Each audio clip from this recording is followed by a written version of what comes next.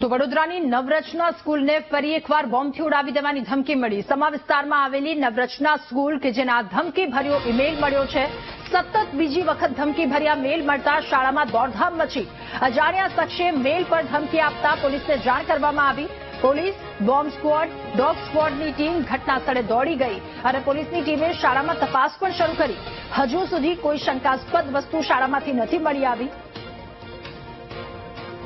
અમારા ward number 2 માં આવેલી સૌથી મોટી સ્કૂલ છે અને આમાં આ બીજી વાર આ ટાઈપનો મેસેજ મળ્યો છે કે સ્કૂલમાં બોમ્બ હોવાની માહિતી, જેના પગલે સમગ્ર મેનેજમેન્ટ, શિક્ષકો પણ ગભરાઈ ગયા અને તાત્કાલિક ધોરણે સૌથી પહેલા સ્કૂલમાં ભણતા બાળકોને સલામત એમના ઘરે પહોંચાડવા માટે પેરેન્ટ્સ કહે છે સર એવું તો ના ચાલે ને, એટલી મોટી સ્કૂલ ચાલે છે સર, તો આવું ના ચાલે। તમને તો બચ્ચાઓને, अपने વિદ્યાર્થીઓ, તમને બધા ટીચર્સોને ભરોસે મોકલીએ છીએ સર, તો પ્લીઝ એવું કે સ્ટ્રિક્ટ એક્શન લો કે સર આવું પરિસ્થિતિ ઘડી ઘડી ના પહોંચી વળાય સર। એવું કે લાસ્ટ યર પણ બીજી વખત પણ આવું થયું છે તો મેં બચ્ચાને ફટાફટ લઈને જતા રહ્યા હતા। મારા બીજા બાબા પણ નહીં પડે છે, મારા બધા ફ્રેન્ડ્સના બધા બચ્ચાઓ પણ નહીં જ પડે છે સર, તો પ્લીઝ સર તમે।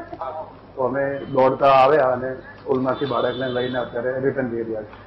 કેટલી ચિંતા થાય છે? ચિંતા તો થાય ને સર, આવું બીજી વાર 50 સેકન્ડ ખબર નહીં, આ દેશમાં આવું ના થવું જોઈએ। ગઈ વખતે જે મેલ મળ્યો હતો એ થાયલી અને અહીંયાની બંને સ્કૂલોમાં એક સાથે મેલ મળેલો હતો અને એની તપાસ ગુનો થાયલીમાં દાખલ થવામાં આવેલો હતો અને તપાસ કરવામાં આવેલી હતી।